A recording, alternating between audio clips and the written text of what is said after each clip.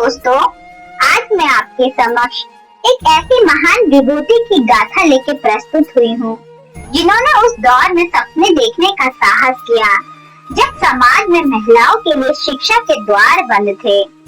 यह कहानी है भारत की पहली महिला डॉक्टर आनंदबाई जोशी की। तो आइए जानते हैं उनके संघर्ष और अटूट साहस को पंक्तियों के माध्यम से। कविता का शीर्षक है शिखर की ओर, आनंदीबाई जोशी। तो चलिए कविता को स्टार्ट करते हैं।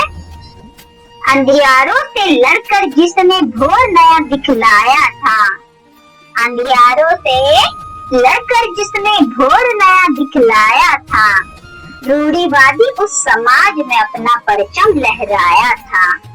मात्र 14 की कोमल वय में खोया अपना लाल जहां, कि मात्र 14 की कोमल वय में खोया अपना लाल जहां, पीड़ा को ही शक्ति बनाकर रच डाला इतिहास नया।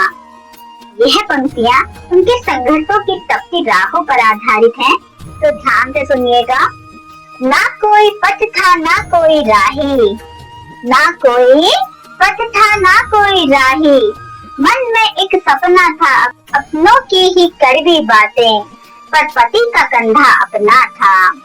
7 समंदर पार गई वो त्याग के सारे सुख आराम, कि 7 समंदर पार गई वो त्याग के सारे सुख आराम, मंजिल जिसकी सेवा ही थी विद्या ही था जिसका काम। यह पंक्तियां उनके साहस का परिचय देती हैं, तो ध्यान से सुनिएगा। ठिठुरते ठंड पर पराया देश, सेहत ने भी साथ छोड़ा, पर उस वीरंगना ने अपना मुख कभी न पीछे मोड़ा।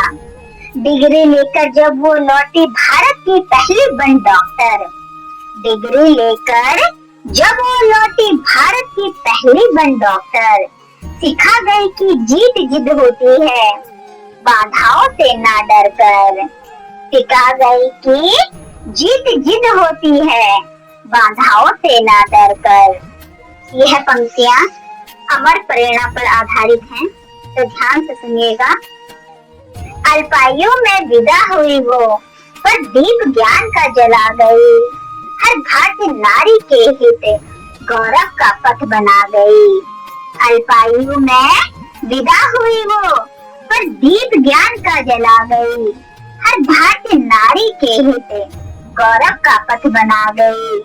आज जब भी कोई बेटी स्टेथोस्कोप को छूती है, आज जब भी कोई बेटी स्टेथोस्कोप को छूती है, आनंदबाई की वो हिम्मत रूह को उसकी जगाती है।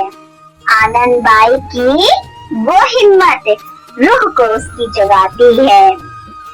अंधियारों से लड़कर जिसने भोर नया दिखलाया था, रूढ़िवादी उस समाज में अपना परचम लहराया था।